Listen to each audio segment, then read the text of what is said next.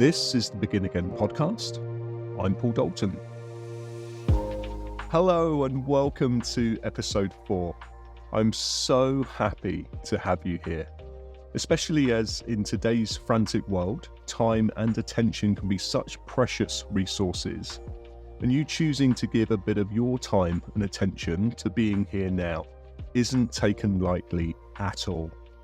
It's always the intention that each episode of Begin Again, short though it may be, helps to make a meaningful difference for you in some way.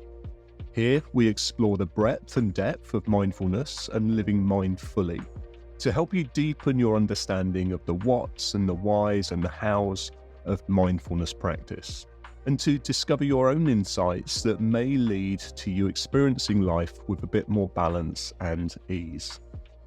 The theme of today's episode is acceptance, and in particular, how we can practice finding acceptance in those moments when it feels hard to do. I'll share a couple of ways that we can practice relating to our experience with less resistance, the second of which is particularly powerful. But of course, as with all things mindful, it takes a willingness to settle back and to put in the practice. I hope you find this helpful.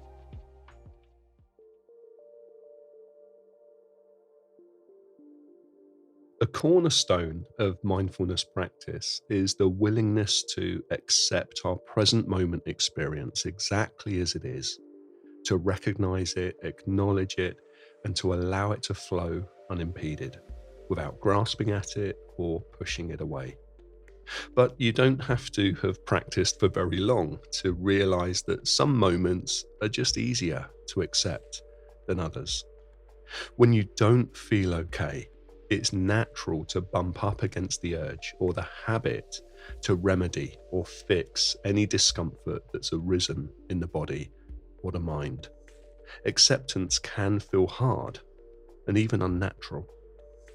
One insight that can help is to recognize that acceptance is not the same as resignation. You're not condemning yourself to be a sitting duck for unpleasant thoughts, feelings, and sensations to do their worst. You're simply providing the conditions from which you can more clearly see the impersonal, ephemeral nature of moment-to-moment experience. It comes and it goes. You don't have to, nor should you, reactively force and control your way into a state of well-being. This insight can create enough separation and distance from your thoughts to allow for a wiser, more easeful response when deciding what to do about your current situation. But that doesn't necessarily make acceptance easy. So another way to work with unpleasant experience is to recognize the phenomena of awareness itself, to look for what it is that's knowing. Maybe you already intuitively know that no matter what happens in life and how you subsequently feel about it, there's always a part of you that seems to remain okay. That aspect of you that remains unchanged and untouched by whatever you experience is awareness. Awareness is always okay. Right now, even as you're listening to this, thinking about what's being said, seeing your environment, feeling sensations in the body, can you recognize that there's also just a simple knowing that it's all happening? And that this knowing isn't embroiled with what's being experienced, but rather it's a kind of impartial container in which all experience is being held. Even if everything was to change in an instant, this quality of knowing, this awareness, would remain unmoved. Because awareness is never concerned with what it's aware of. Hot, cold, pain, pleasure, joy, and anger, they're all held equally. And this is an important insight when it comes to personal freedom. Learning to hang out at the level of awareness, to practice being the container in which all experience flows, can allow us to be more accepting of what is. to be more settled in unsettling times, and to feel less at the center of the story.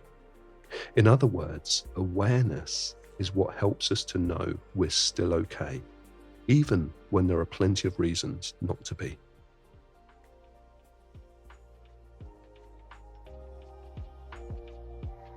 I hope this has given you some insight as to how you can practice finding some ease and acceptance during those moments of life that are more challenging to be with.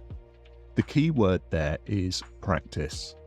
Being able to relate to our experiences in this way doesn't miraculously happen overnight, but the more willing we are to look in that direction and to do the practice, the easier it becomes over time to trust that part of us that's always okay.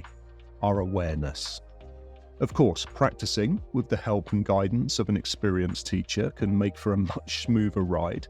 And if you feel you'd benefit from that kind of support, then have a look at my 12-week mindfulness-based resilience and flourishing program. It's an online group training where we take a deep dive into the best of modern mindfulness and secular Buddhist wisdom. And it's such a great opportunity to get to grips with the nuances of mindfulness, such as what we've been covering in this episode. And if you'd like to receive more mindful content from me on top of what I share here on the podcast, then I recommend signing up for my email newsletter. That goes out weekly, and I'll only send you what I believe to be really useful content related to mindfulness and living mindfully. Links to the program and the newsletter are in the show notes. Thank you so much for being here today. Subscribe if you haven't already to ensure you catch all future episodes, lots already lined up and ready to go.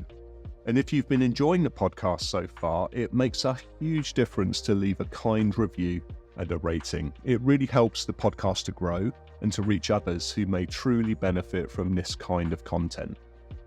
If you have any questions or insights or comments for me, please feel free to email me. I love hearing from you. My email address is paul@pauldalton.coach. But for now, may you be happy, may you be safe, may you be well. Please take great care of yourself. Bye for now.